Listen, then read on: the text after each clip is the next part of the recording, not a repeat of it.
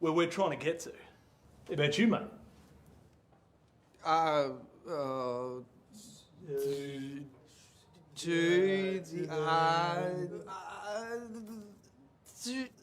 To the top. That's where we're trying to get. We're trying to get to the top, guys.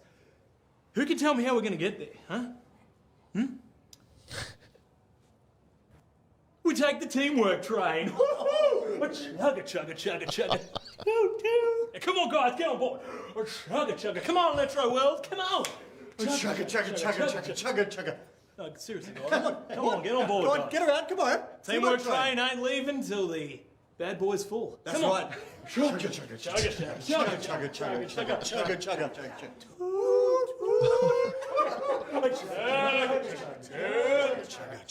That's it. That's it. Let her out.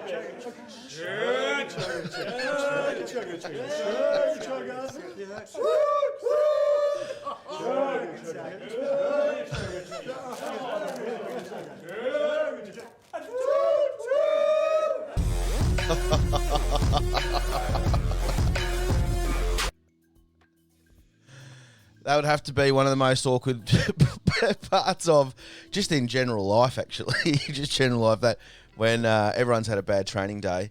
And we are joined by an absolute great friend of mine. What's going on here? Hang on. Turn off autoplay.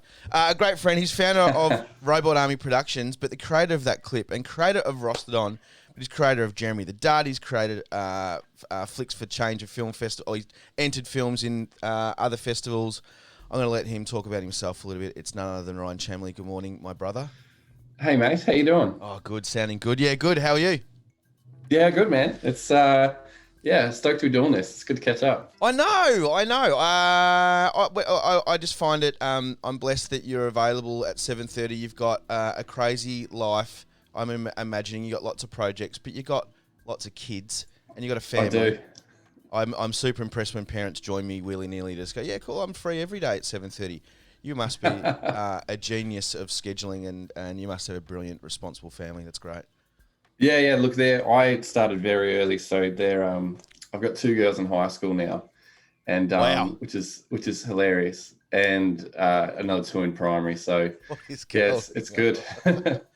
And for those in the know, Ryan, I went to school with, and we used to be Drysdale babies. Once upon a time, we used to rock down the Ballerine when no one else did.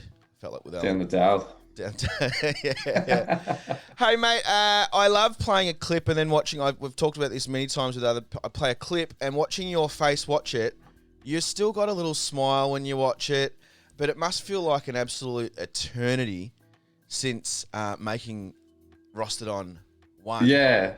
What's it Look, like? that's probably in terms of reminiscing. That's probably one of the best scenes you could play, because that was the teamwork train idea. I only sort of thought about the day before, and I didn't know if it was the stupidest thing ever, which it is, but I didn't know if it was funny or not. So we kind of just, when we were there, and we did it so, like, we just slapped it together. Like, all of season 1 we did in 6 days, getting there at 6, leaving at midnight sort of thing. So but that particular scene, like, we did it once, and everyone just kind of like took it and got carried away with it, and then we sort of called cut, and everybody just cracked up laughing. So that was probably one of like the funner ones to do on set. So yeah, I just sort of, it's good memories. It depends on the day though. Like, sometimes it's good. Yeah. It was the first thing I wrote though, so I was like, oh man, okay, there's a very public cutting of teeth, I guess, as well. But yeah,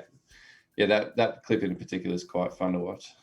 I'm always mystified about how someone with such a creative brain and knowing what performance space can be like, you might think something's funny, someone else doesn't, but also vice versa. You don't think something's funny at all, and everyone's like, that is one of the funniest things you've ever created. You're like, well, okay, well, it's an absolute mystery. And then plus add on that you just wrote it the day before.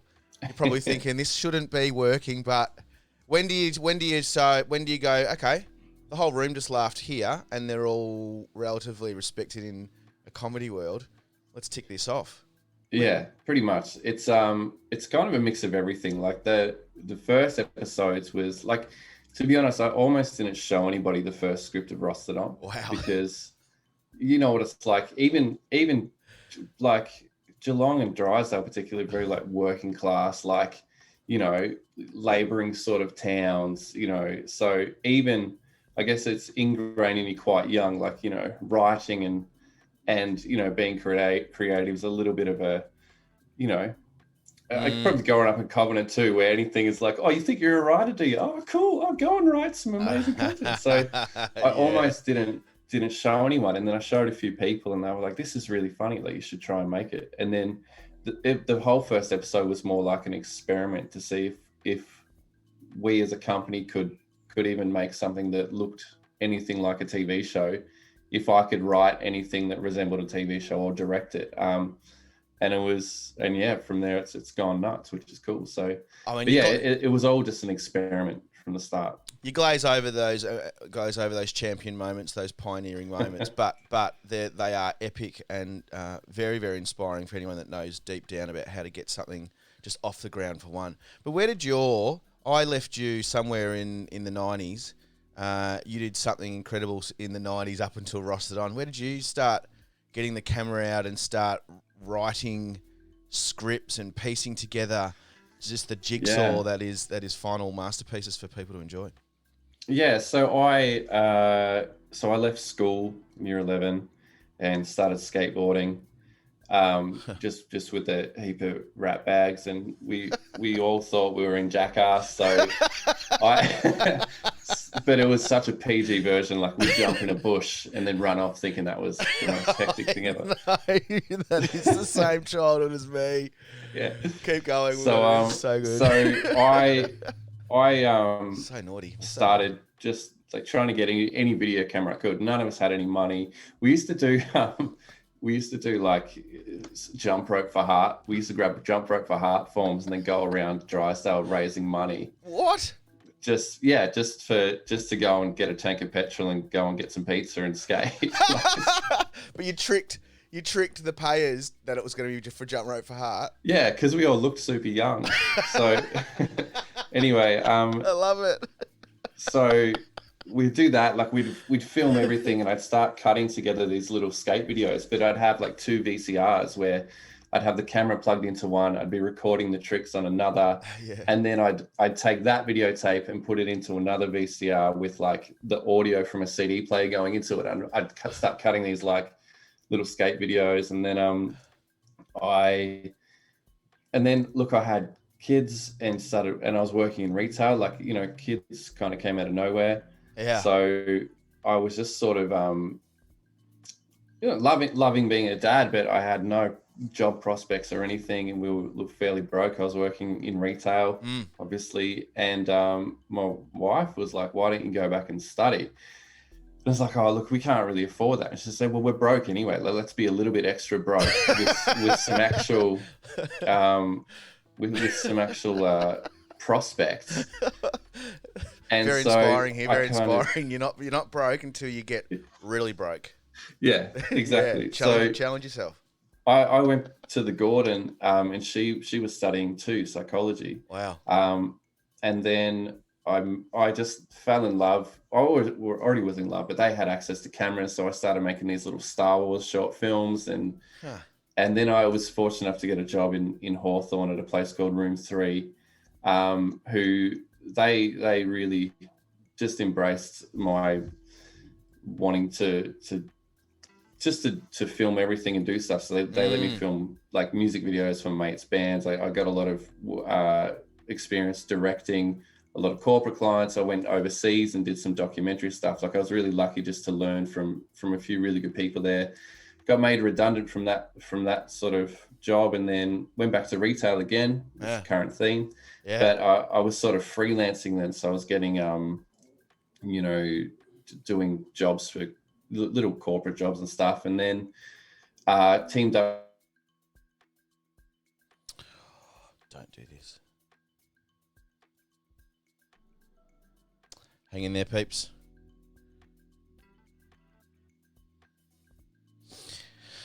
Hang in there, peeps. Hang in there, peeps. Hang in there, peeps.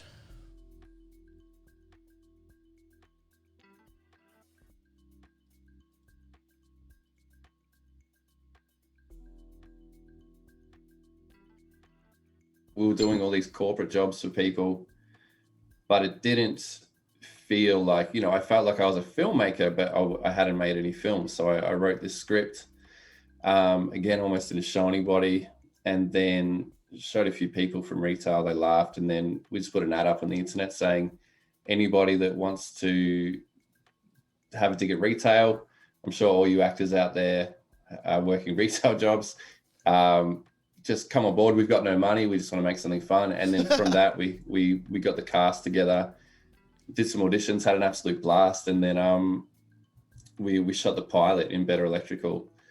I'll get out. I remember you put that call out for supermarkets. I was even telling Mum last night, remember Ryan, he like busted his butt trying to get this series, and he was asking around for any shopping complex to let him in to the store. So yeah, it was that we were driving around buying broken TVs, and like we went to cash converters and struck up a deal where whatever we bought, if we brought back, they'd give us half the money back.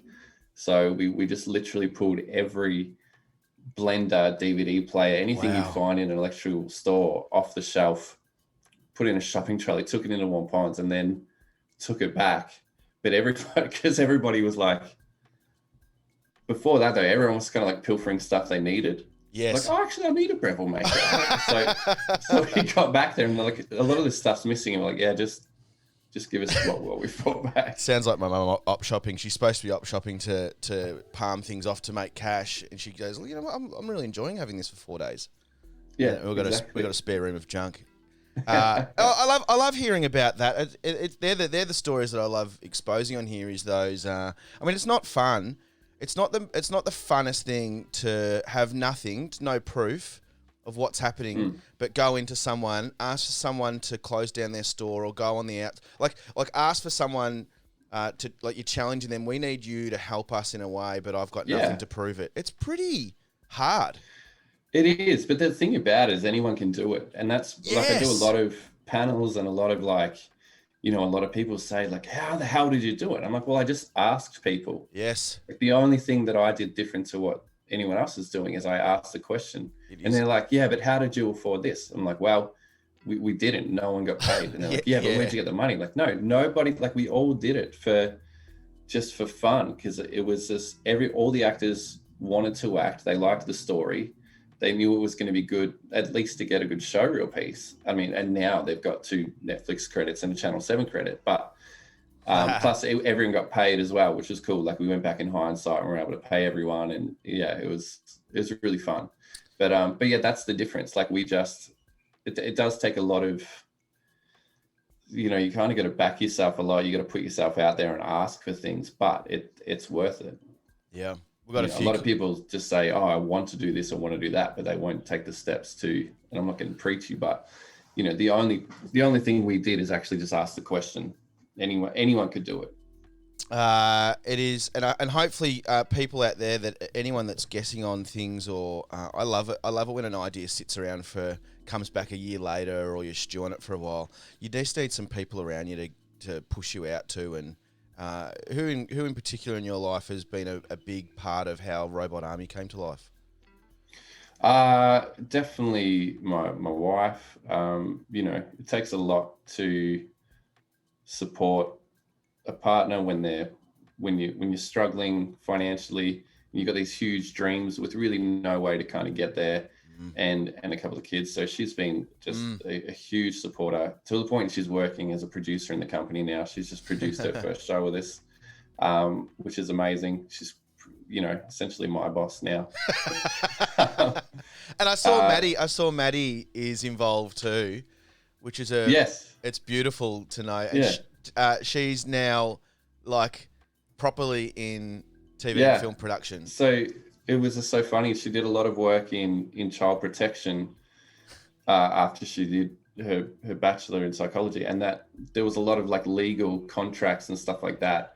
And then she kind of started working we got to a point where we always talked about working together. And when we shot season 2, I was like, how annoying is it that I've actually can pay you for a role now, but you're working in child protection? And she was like, well, what if I stopped working in child protection and we use this as kind of like the first thing? So she jumped out of that job. She worked on Rusted on season 2, and then she took an intern internship with Ruby Entertainment, who are co-producers. They produce Kath and Kim, Crackerjack, and Fast Forward and Full Frontal from way back in the day. So they're like, in my opinion, the kings of Australian comedy. Definitely. So she did an internship with them, and then all of a sudden she knows her way around contracts and actors' contracts and media law, to the point now and budgets, and now she's producing shows for us, because that's the stuff I suck at. Yeah, same. I can think up the ideas and direct people, but it comes to a budget or telling people what time to get there, I'm like, sorry, that's just rock up when you want. So yeah, it's awesome. So, you know, there's points now. We just filmed a new pilot called My Friend Anxiety, where, you know, I'll be on set and I'll have these amazing actors around me, and I'll look to my left and I'll have my kids there eating junk food, and I'll have Maddie over there with a clipboard, and I'm like, far out, how did my life get so how did this happen from working at a video shop? Oh, I love it. Like, you are building a village, a community. Absolutely. Yeah. And, you know, friendships, family. And we do like to, and Stu, you know, my business partner, has always been he's always been the smart one, but he's always, you know, every gamble I've taken, he's been right there with me, filming it, stressing out a lot more. I'm more of an optimist. He's more of I used to say pessimist, but I'm just going to say realist now. Yeah. But truth bomber. Yeah, like it's just, you know, we found ourselves with just a lot of amazing people around us that helps a lot. We've got a great team at Robot Army as well. There's 5 or 6 of us now that are working full time, and I guess when other people believe in the dream, it just makes it more of a reality, I think. Yeah. Before I move on to some to talk about some of the projects you have done, I do know you've been public in the past about who you started Robot Army with, who passed on. Yeah. So we didn't start Robot Army together, but he was a great mate. So the first TAFE course I did to do with any of this stuff, he was in that course, and he was this hugest, larger than life character. He looked like an anime character with his like crazy hair, and we just got along straight away. We were making hilarious little videos, and then we actually worked in retail heaps together. Right. Pause, Chammers, pause. Sorry, guys. The most epic guy ever. His name was Dan, and he was a good friend of Stu's as well, and Maddie's, and then he worked on Rostered On as the AD or assistant director, and was any venture we're going on, he's like, call me, I'll do anything. He would like hold boom mics, or he would like organize anything we need organizing. He had this huge F100 truck, so we'd be sort of driving away. But yeah, he sadly passed away just after we shot Rostered On season 1, which was a massive blow to all of us. But it kind of, you know, I guess, yeah, he sort of still feels a part of the crew. Like we've all got, you know, I've got a necklace with some of his ashes that I sort of wear on the 1 year, it's pretty cool. Like on the 1 year anniversary of his death, I was actually in Hollywood, and we'd always talked about going to Hollywood together as kind of like a, you know, a dream. But actually I did it like I guess a hike from the observatory through the mountains to the Hollywood sign on the eve of on the day of his 1 year anniversary of his death. And then it was surreal, man. Like I got up to the top, and this never happens, but like everybody just left. Wow. And it was just me behind the Hollywood sign looking out over LA, crying my eyes out, obviously. But I got to spread some of his ashes there. I had the place to myself for 20 minutes, and it just felt really, really special. So yeah, he's sorely missed, gone too soon, but always in our thoughts and dreams and prayers. And yeah, man. Tell us a little bit about some of your projects. You touched on My Friend Anxiety. I did talk about that yesterday in a little promo for you. Tell us a little bit about what kind of instigates you to do work that's a little bit challenging, but seems to be a real deep thread of messaging. It's not just about cracking the laughs. You kind of leave people thinking, wow, I laughed at myself, I think, but let's deal with this a bit longer. It's really impressive. Tell us a little bit about a few of your projects that have touched on that. Yeah, sure. So my I guess my kind of comedy, and it is a very much a work in progress. And like I said, like my first Rust On was the first thing I wrote, so it was a very public cutting of teeth, and there's a ton of mistakes in there, but also some stuff that people held on to. So, but within all the themes, like if you look at Rusted On, you know, it's about sales gags, but it's also about a guy that is working in retail with bigger dreams Yeah. and a family. So it very much mirrored my own sort of life and trajectory. And then, you know, so everything, like my favorite writers are, you know, obviously Gervais and Stephen Merchant, those guys that make you laugh so hard and then they can slap you in the face with some heart too. Yeah. Which makes, it just heightens everything. It makes the funny stuff funnier. It makes the heartfelt stuff, you know, pull those heartstrings more. So I do my best attempt at trying to, you know, mirror what those guys do. So I always like to throw in little heart moments. And this latest project, My Friend Anxiety, is kind of all about basically my own, you know, anxiety and the mental health of those around me. So a few years ago, I sort of came to the realization that I had anxiety, whether you call it an anxiety disorder or whatever. But, you know, it's quite crippling at times, to the point where I've flown over to Hollywood for meetings and had to come back the next day feeling like an absolute failure and idiot. But, you know, you know, we tend to hide a lot of that stuff in the dark. And one day for an Are You OK Day a few years ago, I put up a post. I was extremely honest about my own mental health. And the response was incredible. Like people I would never assume had any sort of mental health issues. Always is. It's very encouraging. I was getting messages from everyone. People were commenting. I'm like, this is ridiculous. Like, how can I have known people for 20 years and not know that they have the same mental health issues as me? So I became quite vocal about my own mental health. And I guess it's a very, like, my mental health is probably it can be put in a funny spin, as it just makes me poop.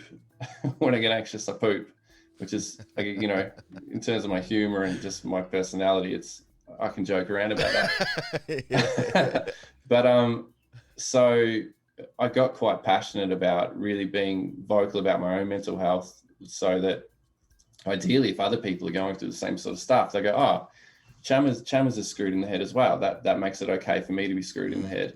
And, you know, it's ridiculous. You break your leg, you go to a doctor, you go to a specialist, you have everyone going, oh, how's the leg? Yeah, you know, people signing your cast. You have something wrong with your brain, or you have an injury in the brain, or you have, you know, a mental health issue that everybody has, and you hide it, and you feel like you're a failure and you shun it. So it's just like an injury, like any other injury that needs work and recovery and rehabilitation. So this new project called My Friend Anxiety is about a guy that can see his own anxiety, kind of like a drop dead Fred, like an imaginary friend. Got ya. He suffers from anxiety. He goes through a kooky meditation process, and then he manifests his own anxiety into a physical character that he can see and hear and talk to, but nobody else can. So it's basically he's going through his life, and we get to see what his anxiety is telling him. We get to see him fight with anxiety. And I guess the premise is, like, he wants to get rid of it, but you actually can't get rid of this stuff. You've got to learn to deal with it and to reason with it and live with it. You know, it's not a quick cure kind of thing. So it's about his journey to actually learn how to live with his anxiety. But it was really fun. It's definitely my best work. It's really nice to have shot something. We're cutting it at the moment where you know it's your best thing, like you've nailed it. So I love it, man. I love it. Yeah, it was just really funny. We had some amazing actors, a lot of the Rusted On guys. We had I jokingly say this, but it's true. We had Australia's sweetheart, Michaela Bannis, who was in you know, she was one of McLeod's daughters in Pact of the Rafters. She was amazing. Everything looked amazing. So yeah, we're just getting ready to launch that, but it is very much, again, that comedy mixed with, you know, quite a heartfelt tale about this guy that's just, his anxiety gets in his way all the time, but as an audience, we get to see it in a funny way. And hopefully when people see it, they feel a little less crappy about their own mental health struggles.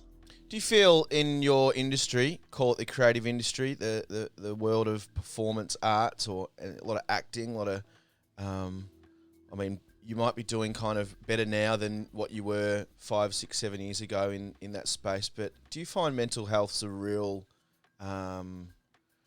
strong thread through the performing arts?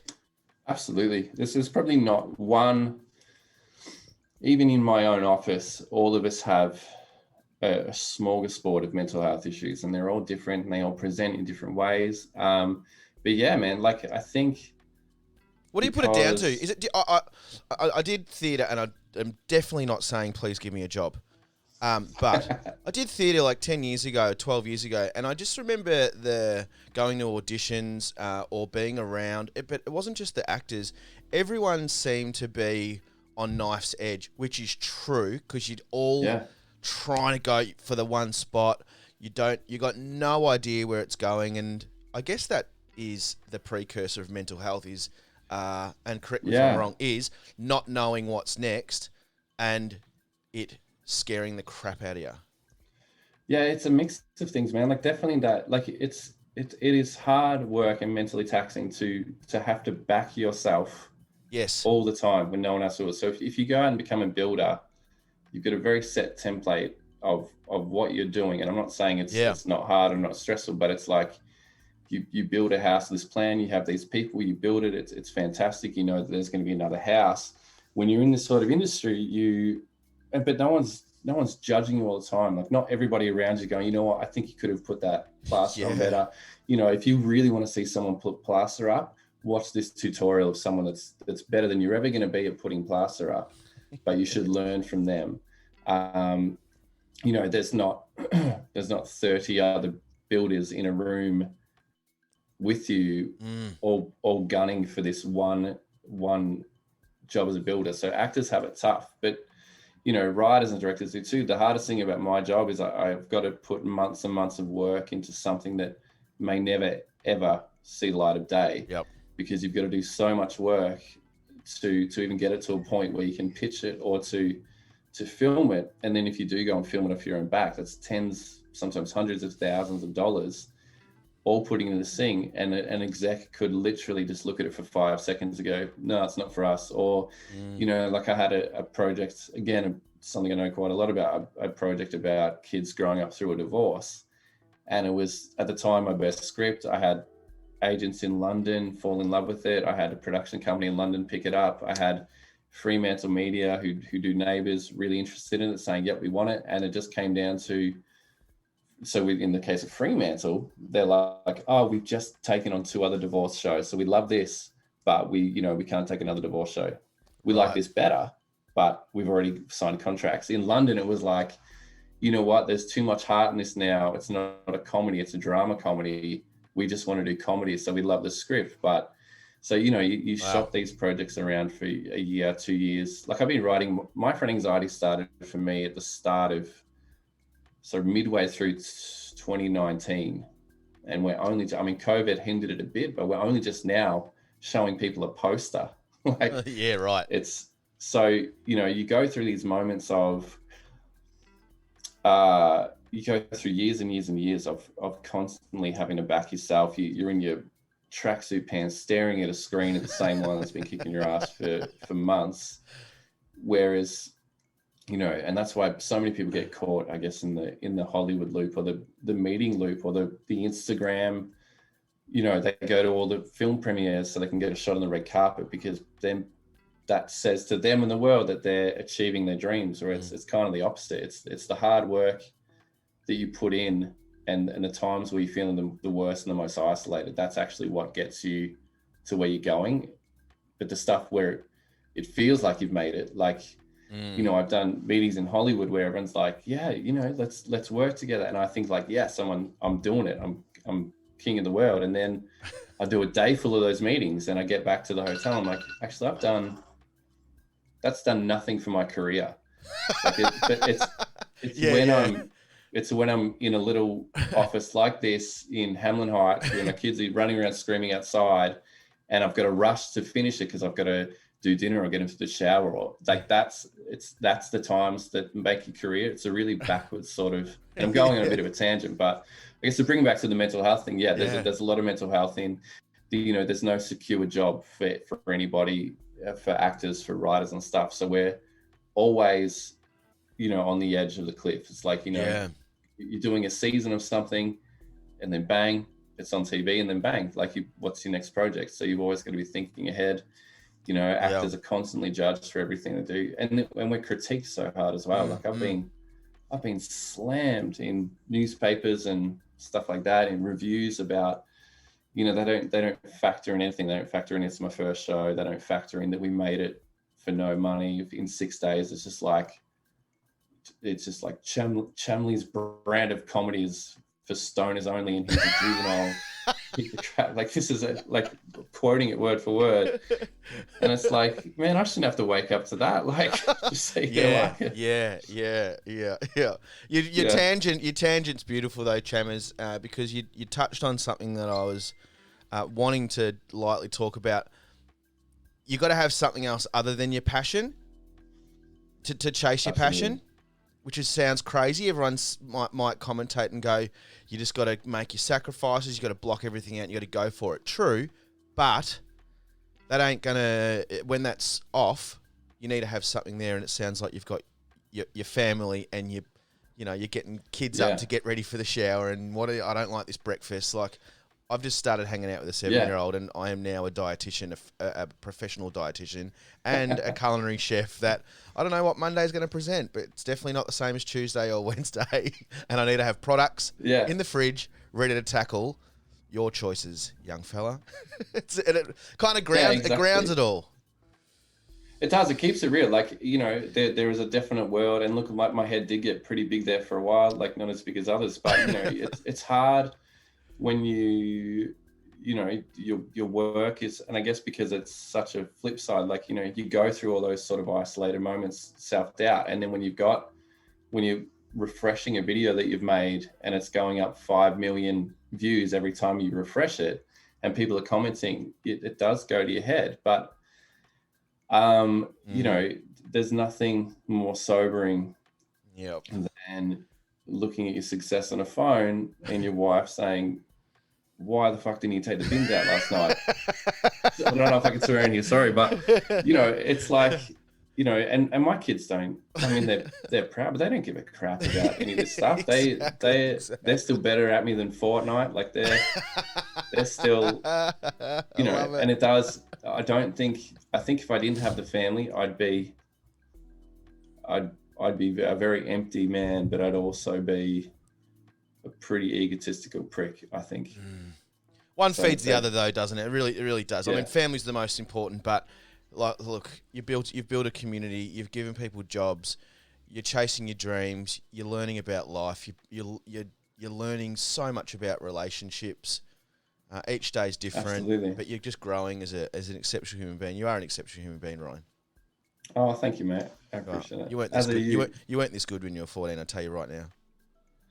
Well, it was a tough environment back then. Oh yeah. We did it tough, did we? Yeah. Us toughies. Yeah. Hey, we had a.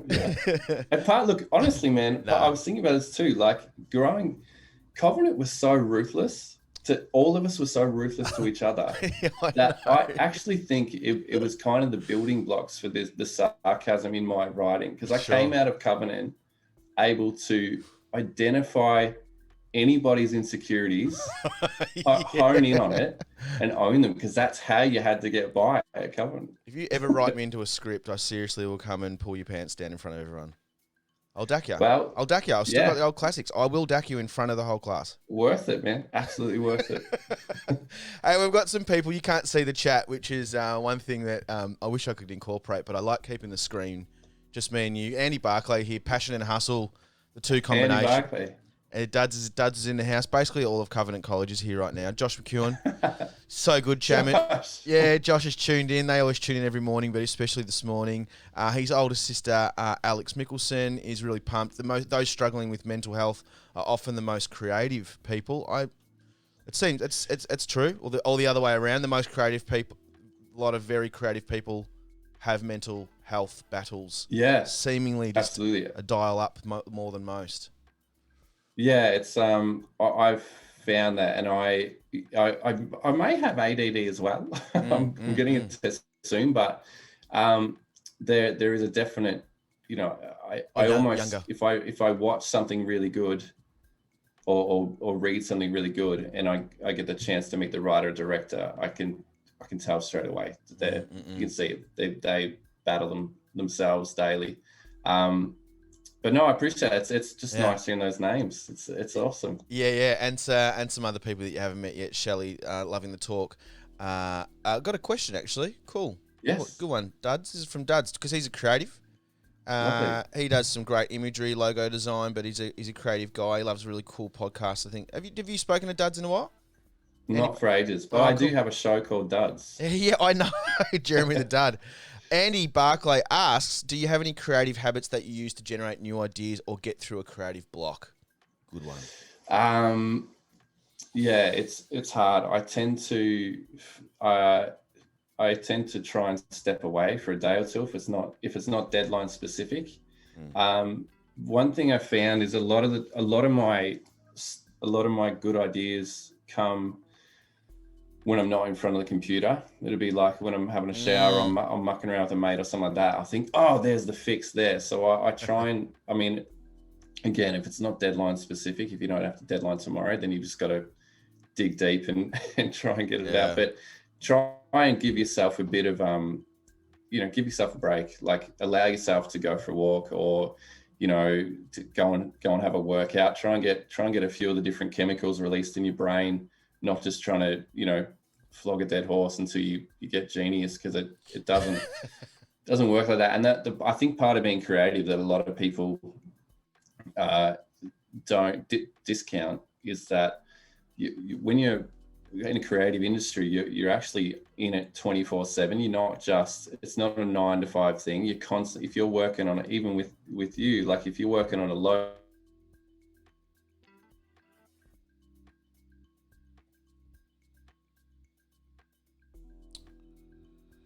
Sorry, guys.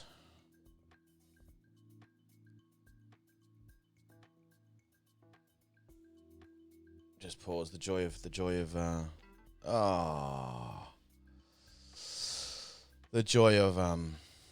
live radio. It does have a glitch here or there. Chammers will be back. How good's Chamley? This is going to be recorded, so Ryan Chamley, Robot Army, the founder of Rostered On, but also an incredible human being who has delighted us this morning with some brilliant insight into his journey as a very successful director and producer. And I don't think he's coming back. No, not yet. I can't hear you. If you can hear me. Let's just see what's happening here. Hang in there. Internet's coming back on now. This is on my phone Wi-Fi too.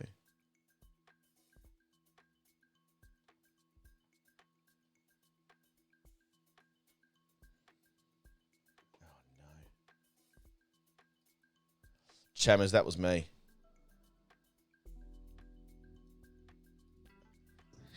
That was Sorry, buddy. That was me. I've got people waking up in my house trying to stream the show, and I need to get them. They're in trouble. You got me there? I've got ya.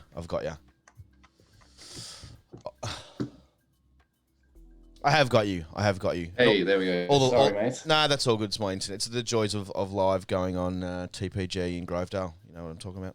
That's it. So yeah, I think I was saying, you just got to allow yourself to have a break and kind of this. It all sounds so airy fairy, but just have the confidence that you will get it too. I think we all stress about. You feel like you're never going to get another good idea, but this is what you do. So just have faith in the process. It is all airy fairy stuff, but it works. I'm really curious before you go to talk. Just what was it like seeing a post of yours just go viral? Like, not a lot of us go viral for any reason, and hopefully it's not a bad reason if anyone ever goes viral. But you went you went viral for some hard work, and just seeing that phone go zip zip up 1,000 views, up 20,000 views. Oh dearie, we are on. Yeah, it was pretty fun. It was awesome, man. Like it was. What a thrill! It was so cool. Like we, so the first few little clips of Rostered On, we were putting some sponsoring behind. So we put like $20 behind it, hoping to get like 100 views, and they were doing okay. And the benchmark was like, okay, like if people that aren't connected to any of us are commenting, then we're like, okay, we've won. So like, I think two people had tagged their friends that we didn't know any of this circle. And I remember one of the dudes that worked with me was like, this is working, we're doing it. And we're like 100 views. And then I was at the gym one night and I saw a message from Facebook saying that the sponsoring for this particular post has been rejected. And I was like, oh, well, this isn't going to get any views. And I thought I'll delete it when I get home because it's going to look bad having a video of no views on our page. And then I forgot all about it. And then sort of logged on to delete it later, and it had like 50,000 views or something in the space of an hour. And I'm like, why? So I'm calling everyone. And then over the next 5 days, it just went like now I think it's on about 60 million, that one video. Is it the toaster one? No, it was when the lady returns the returns toaster, and I used the line from American History X. So I mean that just blew up, and it was so fun. Yeah. But it's absolutely ruined our measuring stick now for anything else we do. Oh, no, like it's unreachable. Everything's unreachable. Well, yeah, because it's like, you know, we'll put a new video out and it might get like 10,000 views in sort of an hour, and we're like, is that good? I don't know. I don't know if it's bombing or not. Like, because we're never going to hit like 60 million or something. But it was really fun, and it was just quite validating. And a little bit addictive. I had to get off my phone because I was just refreshing, seeing what all these strangers were saying about my work. I love it, man. I love it. And yeah, it's great. You know, disclaimer, you worked hard before the viral hit. Some of us don't ever work hard for the viral hit, like Backpack Man or, I don't know, whatever gooses are out there that went viral. Stumbled across it. You are an incredibly inspiring dude, man, and I love just being reminded that those gutsy moments that you got to walk in and ask someone to believe in you when you got nothing is how it's done. And we're still doing it, man. Like, you know, Rusted on the side. You know, every project is a. I laughed when in the setup when you're saying this guy must be loaded, because it is not the industry. I know. If you want to make money, like the assumption that some people have that we're, you know, like we still have to do advertising work to pay the bills and stuff. Like we're only doing this stuff because we've got a side hustle of corporate and branding and advertising that pays the bills and pays us while we do this stuff. It's purely passion and you know, fun. Like it's for the soul why we do this. It's not for money. If you want money, be a lawyer. Yeah. Hey, before we go, when are we expecting My Friend Anxiety to come out? Where do we look for? I guess go to your Facebook pages. Yeah. How are you releasing it? We're not too sure yet. So we're in the nice position where we can kind of release it whenever we want. So we've got to have all deliverables done for funding bodies by March 11th. So we'll be ready to go by then. Being that I'm really proud of it, and it's the subject matter. I can't see myself being able to physically sit on it for much past then. So I'd like to think probably March. I don't know if I should be saying that. That's good. It's good. Set the target. Yeah. So look, I would say around March, April. And you can check out the Facebook page. There's not much on it yet, except for posting. It's called My Friend Anxiety. Yeah. And yeah, just keep an eye. Like my Instagram's Ryan Chamley Director. And we've got, we'll have a few updates. And while you're at it, I will give a little plug to the show Duds. It's currently in development with Princess Pictures to do all Chris Lilly's stuff. Cool. But it's the first Australian show to be comprised of a completely disabled cast, bar 2 people. It's about a world where everybody has a disability, and the people that don't,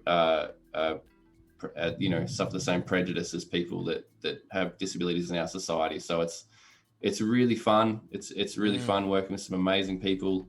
We had there's nothing quite like a man with Down syndrome telling a person that has no disabilities to get out of a non-disabled park.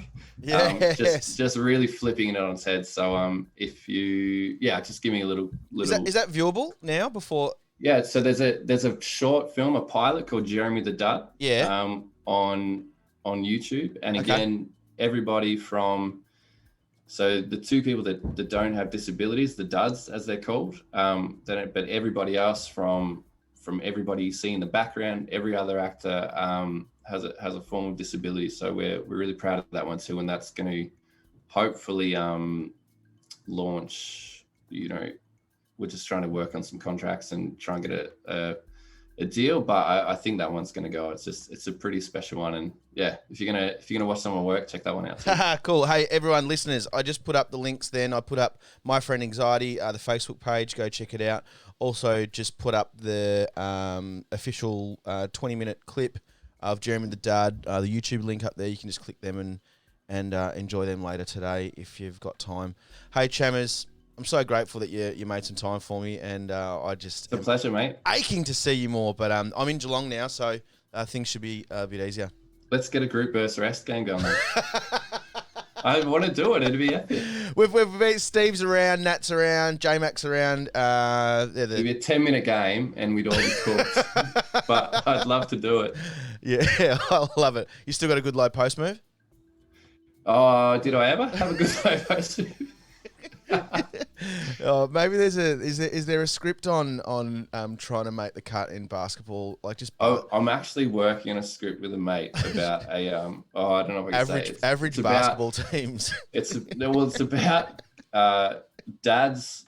It's about a kids' sport team and the dads and the mums that used to play, all vying for the coaching spot. And it's so fun. I love it. All right, mate. I'm going to kick off with some tunes, and thanks for joining us, man. Thank you, buddy. It was a pleasure. You're a legend. And hi to everyone out there from the old days. It's good to hear those names. Awesome, man. We'll speak to you soon. Cheers, buddy. Catch you, brother.